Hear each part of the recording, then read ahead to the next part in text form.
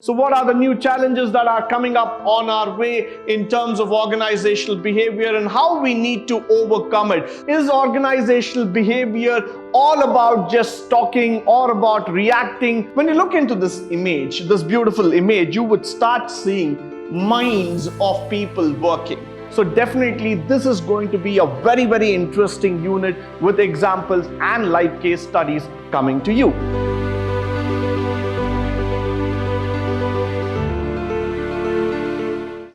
Good morning and welcome to the introductory session of Organizational Behavior, the 4th Sem B.B.A paper. This is a very, very interesting topic, and in this semester, organizational behavior is going to be a very, very important subject because that is actually going to determine a lot about your personality, character, and how you are going to behave in a group. So let us just have a quite quick look into the syllabus for the organizational behavior.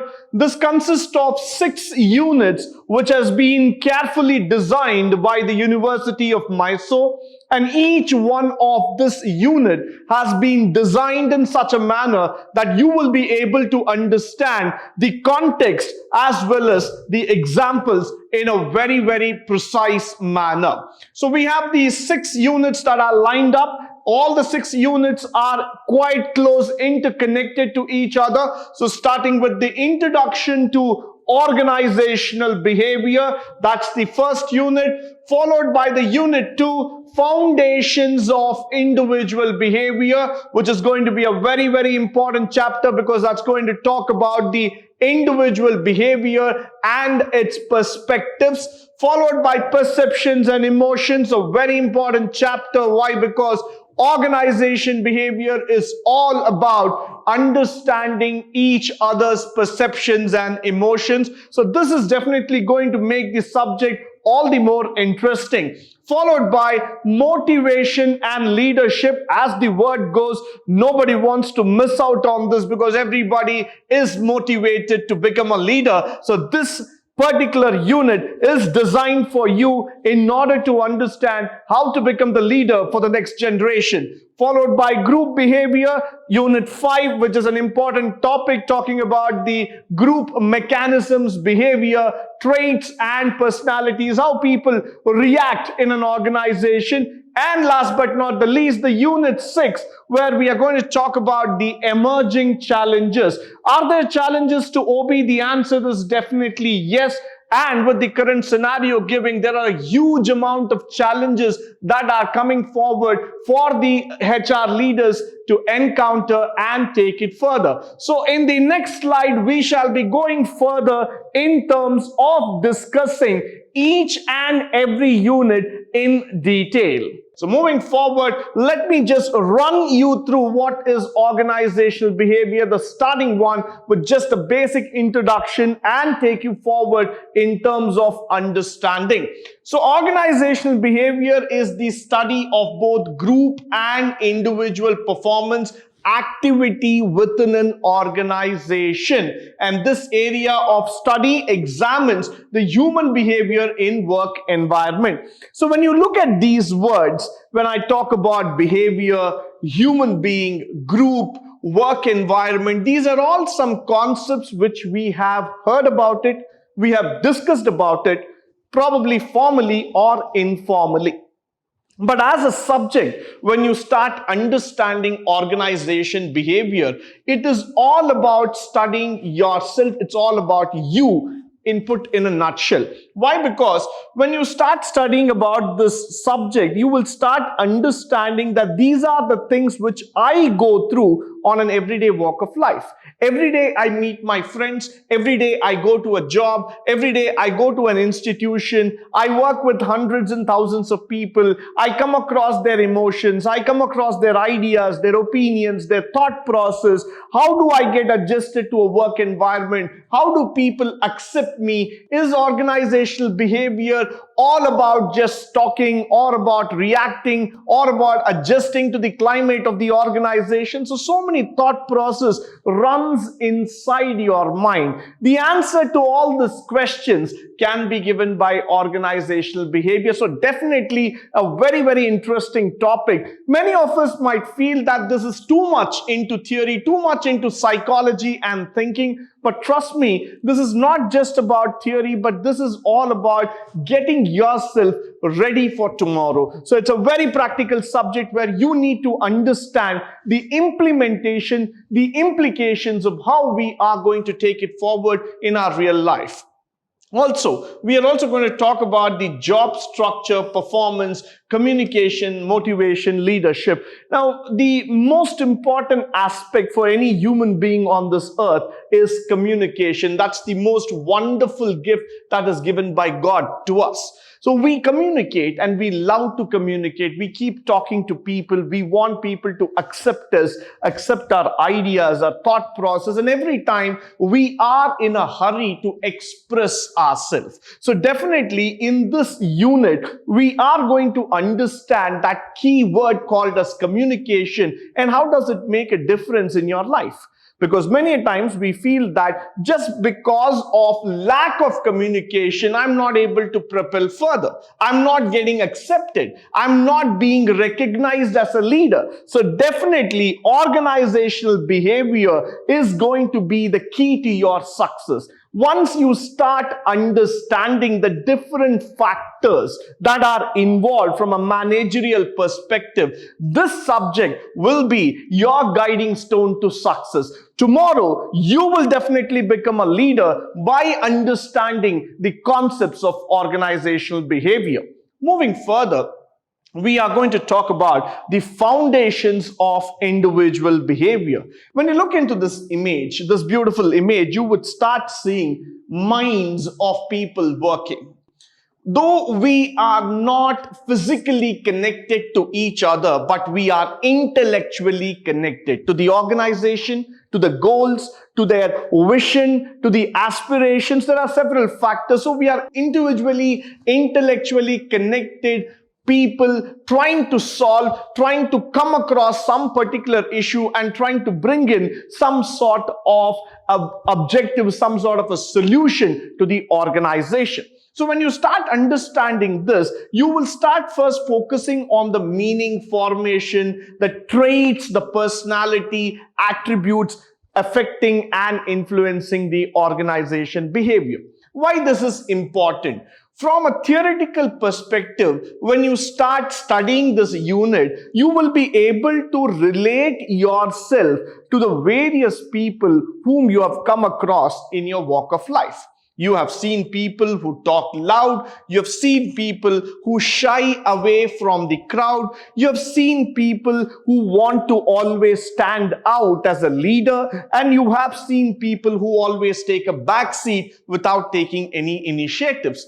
So when you start looking into this kind of people in the organization, you will be able to appreciate this factor that yes, it is the individual behavior that actually leads to the success of the organization.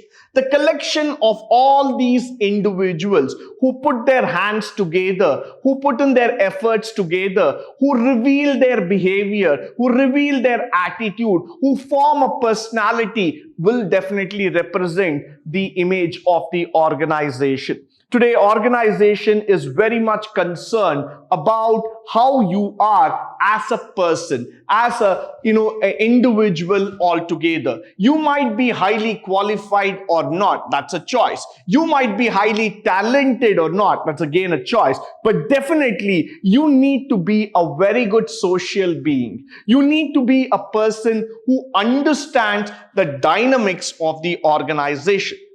So this unit is going to cover all those personality traits, all those small factors which will help you to become a better person inside the organization. Now, why do I really emphasize this? Because tomorrow, when you will take up a job, when you will take up new roles or new ideologies or new positions in your life, you will definitely understand that it is more about connecting with people. It's more about understanding the mindset of the people. So tomorrow in a job or in a position where you are going to create for yourself, you definitely have to understand the behavioral aspects of the people. Now, moving further, on the third unit, we have the perceptions and emotions. A very, very complex topic, I would like to say, but no need to worry. Why? Because it has been made simplified for you. Just look into the diagram. Two important organs of our body. One is the mind, the other one is the heart. Now, every time you need to make a choice from where do you want to make the decision. Are you a kind of person who believes only by mind? You go by the mind, you go by your brain saying that, yes, sir, this is what I believe. Or are you a kind of person who's very emotionally attached? So whatever decision I make out of my heart. So this is the challenge that you will be able to see, you will be able to realize in the modern organizations also. Reason is quite simple. Why? Because we are dealing with human beings. We are dealing with people who have 6 senses and they have their different perceptions and emotions that keep running throughout their body, that keep running throughout the environment 24/7. So when we talk about the perceptions, emotions, and factor, now these are certain things where you start recognizing, where you start identifying certain characteristics, certain values in others, and that just gets stick to your mind. It's just stuck inside. You don't want to change it so easily, and you believe that the most difficult thing is to change an opinion about others. Why this is important for you is that there's a lot of psychological and physiological process that is also involved. Why? Because you might have been brought up in a particular environment, and tomorrow when you start working in an organization, you are going to see exactly the opposite kind of people. So your mind is filled with perceptions, your mind is filled with emotions, your mind is filled with all kinds of thought. But apart from this, your heart says that don't do it. Let's do something different. So all these aspects are going to be covered in this unit. To become a good leader, you need to understand how to overcome the perception and emotion. In this unit, what we are going to do is that we are going to learn the different kinds of perception that is formed by people inside the organization, because they believe that organization is not just about individuals coming in and going out. It is all about the people who have different kinds of ideology, who try to throw things at you, try to force you to do certain things which you might not be interested. So now what we try to do here is that by making you go through this unit, we are going to identify your strengths, your capabilities, your understanding about the organization perspective. Definitely this is going to be a very interesting topic. Why? Because you will be able to appreciate how emotions are actually playing in a great amount of changes in our daily walk of life. In this context, I would also like to bring in a small example to you. Most of us would be watching the IPL matches which is going on our television sets. Now, IPL is not just a game of cricket, but IPL is a game of emotions. Every team leader, every captain would like to understand the emotions of their players, emotions of their team members. They have a perception about the team. They have a perception about their opponents. So again, the game of perception and emotions comes in together, and that finally leads to victory. So everywhere, whether that's going to be a cricket or that's going to be corporate, it is always going to be about perceptions and emotions. So very, very important and an interesting topic that has been set to us by the University of MYSURU. Now, moving further, let's talk about the next topic that's called as motivation and leadership.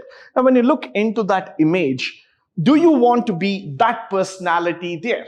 The answer is definitely yes. Why? Because every one of us want to be the number one in whatever we do, whether that be in the area of science or commerce or management or economics or in the areas of arts. But still, we always want to be the numero uno of that, the number one in whatever we do. Now, what is that drives you to be the number one? The word is motivation. Why? Because that makes you focus on something very, very seriously. So every time people ask you this question, are you motivated? Are you charged up enough to reach that particular target? The answer is no. Why? Because motivation stays with us for a very, very less amount of time. It's just an instinct, I would like to say. And the moment that instinct goes away from us, we come back to the normal state of life. So in organizational behavior, we really make you understand the need and importance of motivation. In this particular unit, you will try to understand that when motivation is being spoken about, it is not just theory. There are so many field experiments which have been done by the great management experts who have gone ahead, tested the levels of motivation, who have gone ahead and seen what is the value of motivation inside the organization. There are people who have also understood how motivation actually changes the organization. There are people who have been set as examples for other organizations to follow. So motivation is definitely not just a common topic, but it is the topic that everybody wants to learn and everybody wants to stay motivated, be whatever conditions as far as possible. Followed by, we are going to talk about this big word called as leadership. Now, who doesn't want to become a leader? But everybody has got a common fear in life, and that fear is taking up the responsibility. Leadership does not just come with position, but it comes with a lot of responsibility. Power is one side, position is one side, but responsibility takes the center stage. So leadership is all about taking the initiative, taking the responsibility, and delivering the results under all type of conditions. So in this unit, you're also going to study about leadership, which is a very, very important aspect of organization behavior. To become a leader, there are several traits and qualities that we have to imbibe among ourselves. Now, that cannot be something just read by the textbook and it will start coming inside you. But we have to get motivated, we have to practice it, and we have to see that that particular effect of leadership is transformed in each and every work that we do. So in this unit, what we are going to do is that we are going to tell you about the leadership theories, how the leadership theories are actually going to work in the modern corporate world. Plus, we are also going to drive you towards that particular factor called as the leadership-oriented personality.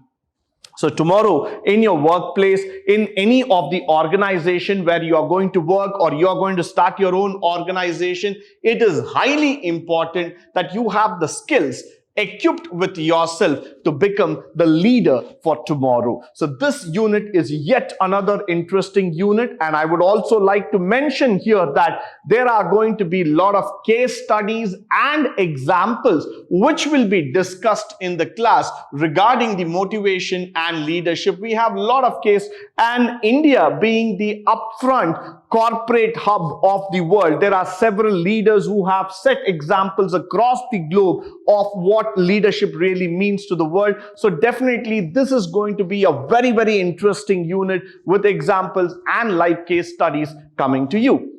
Followed by the group behavior. Now, group is something, a very, very common word that we have learned in our daily walk of life. If you just look into this slide, the beautiful diagram that has been posted here, you are exactly here.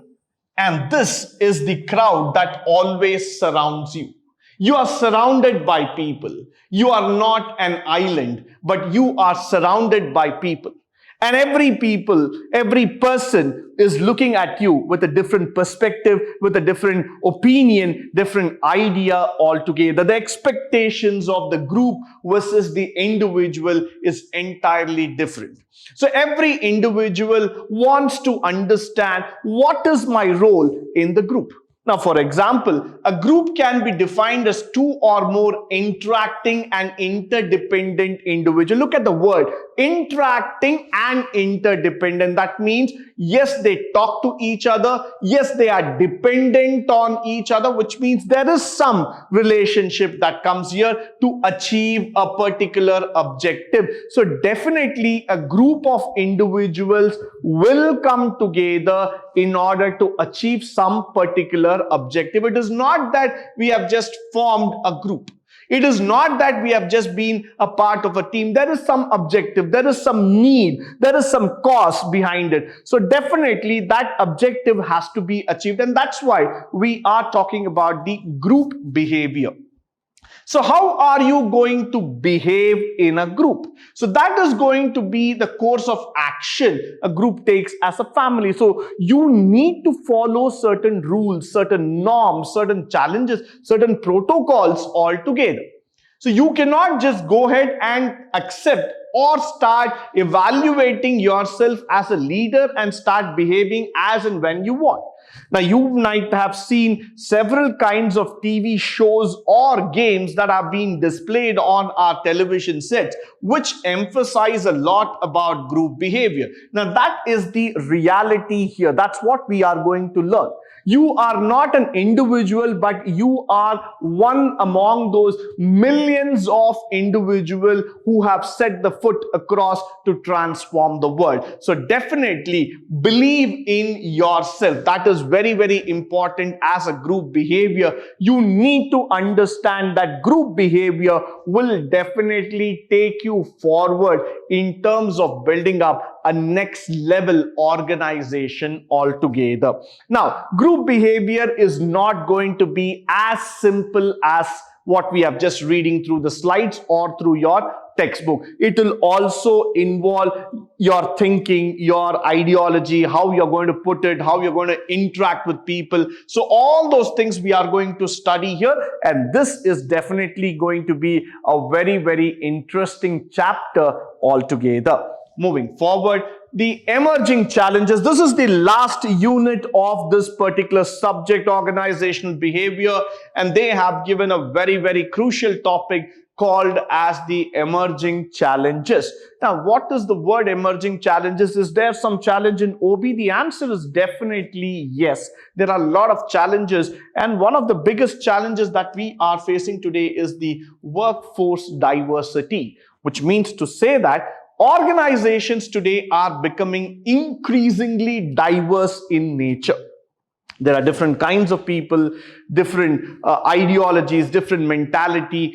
You have people from different origins, everything put together. How are you going to manage this organization as a leader? How are you going to work with them as a fellow employee? So there are a lot of things that are going to come into picture, and today, with the current scenario that is going on in the world, we are coming into workforce diversity at a greater level altogether. Even the biggest of the biggest organizations are facing this challenge, facing this question, how I need to manage diversity among my employees. Why? Because organizations today have started accepting the behavior called as boundarylessness. No more we are going to stick to boundaries of a country or boundaries of a particular geography altogether. We are outside. We want to go, we want to reach the world as far as possible. So Indian company might have an American employee, an Indian company might have a Russian employee. We might have people working from Germany, from China, from Philippines, from Vietnam, from Thailand, from all the countries as far as possible,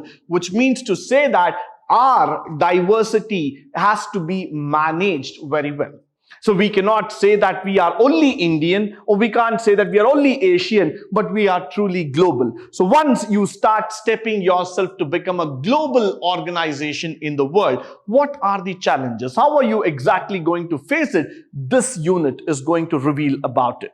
followed by the changed employee expectation. The biggest definition for human resource, which I want to share with you today, is that human resource is not just about managing human resources, but it is all about managing expectations. That's the biggest thing that we have to learn. Human resource is all about managing expectations. Moment a person steps into an organization, he steps in with expectations. He does not just step in with the work. He does not just step in with passion. He does not just step in with skills or knowledge, but he steps in definitely with expectation. He believes that the organization will try to satisfy his needs, his wants, his expectation.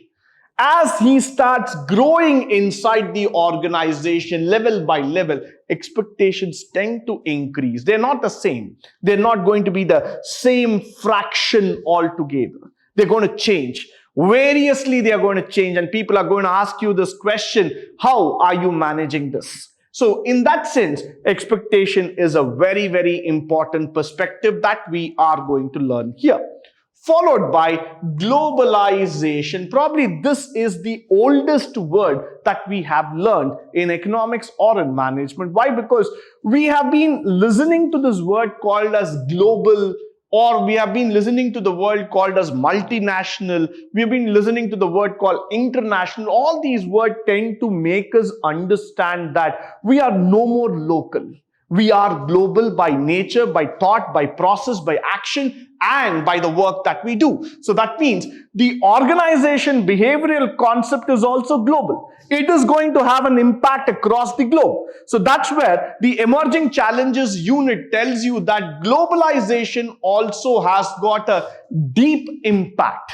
It is definitely going to make you understand about this factor that yes, there are so many challenges because of globalization that's coming into picture. So all these words, all these challenges, we are going to address here. Followed by improving productivity and quality. There is not a day where we can just relax and say that yes, I've done my job. That's it. That's the end of the day. No. Organization expect you to set benchmarks by yourself and keep exceeding it. No way I can say that, sir, I'm 100% perfect, so I'm done. No, there is something beyond 100. So every time people expect you to start going further, increase your productivity levels, increase your quality levels, increase your delivery, and keep moving further. So that's why I would always say that productivity and quality are a very big challenge that you can see in the modern world today. Followed by changing demographics of the workforce. With the pandemic coming into picture and things changing from work from home perspective altogether, there's a whole lot of demographic, there's a whole lot of change in terms of the workforce pattern. Many organizations have adopted in such a manner that it is going to become a digital workplace. So your home is just going to get converted into an office, which is going to be digitally connected. So a whole lot of change in the demographics and the thought process, how we are going to deliver, how we are going to connect with people, how we are going to talk with people. Will there be a conference call? And in the conference call, how we are going to talk, how we are going to share our ideas, how the work is going to get delivered. All those factors are going to come in this particular unit, which is really going to make you understand the changing workforce and the dynamics behind it. So going forward, when you are going to face a new role tomorrow, it is not going to be the same thing that we have seen in the last 5 or 10 years, but this is going to be an entirely digital space where you need to remain connected to see the growth happening before your eyes. So these are the 6 units that we are going to talk about in detail in the organizational behavior subject. Moving further, I have something called as the class planner. What is the class planner according to me is that I have decided to plan the class in such a manner that which is going to have a combination of both case studies as well as the theories. So we are going to have a live examples in the form of case studies, and plus we are also going to have something from the theoretical standpoint. And in the class, we would also like to have some exercises which will keep your mind occupied. I would expect every one of you to participate in the exercise and come out with productive results. The ideology of this class planner is to involve you in each and every step.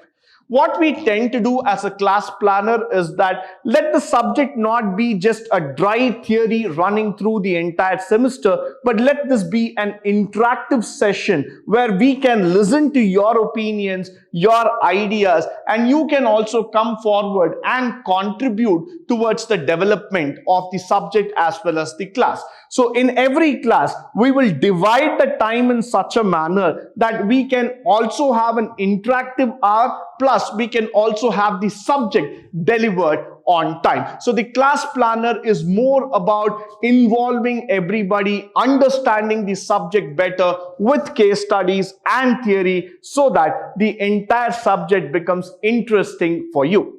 So let us come to the most important part of today's session, talking about the internal examination. The internal portions are right up on the screen. This is going to be for 20 marks and we are going to have 3 internals. Internal 1 is going to be from Unit 1 and Unit 2 for 20 marks, followed by the internals 2, which is going to have for Unit 3 and Unit 4. And then we have the internals 3, which is going to cover Unit 5 and Unit 6. Now, most important thing that we need to understand is that you need to attend all the 3 internals in order to score the 20 marks. Why? Because the final marks will be awarded on the average of 3 internals. So that means the first internals, the second internals, and the third internals will be added together, divided by 3. So this 20 marks is not going to be that easy for you.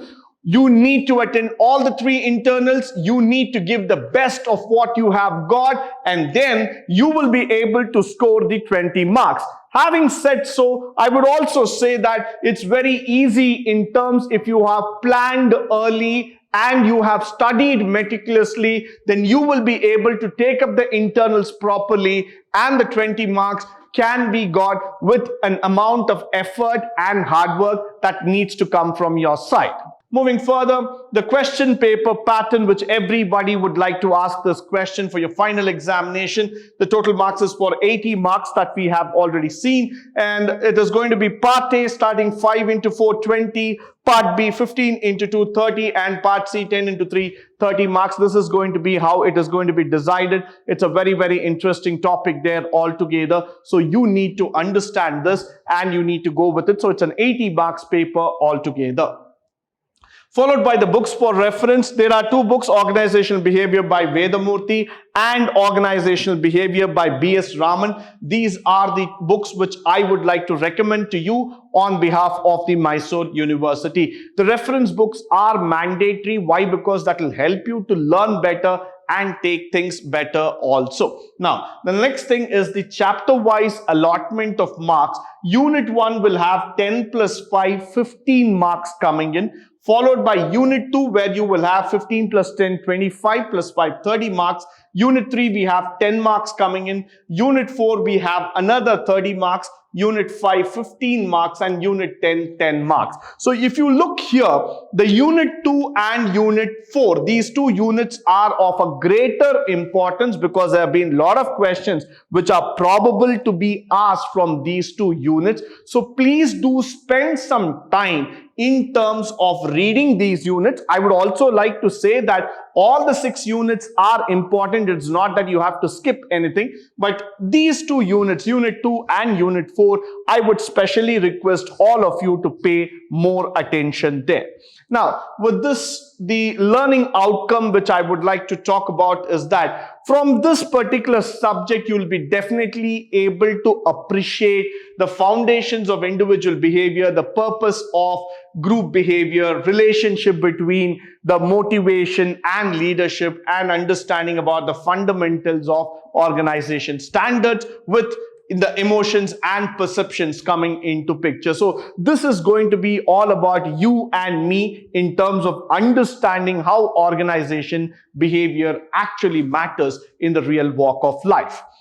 With this, I would like to come to the end of this introductory session. I hope and believe that this session was of a great interest and resource to you. In the upcoming sessions, we will be starting up with the core courses, that is the Unit 1 of the organization behavior. Until then, stay tuned, stay blessed, and stay enlightened forever. Thank you once again for joining me today on this wonderful session.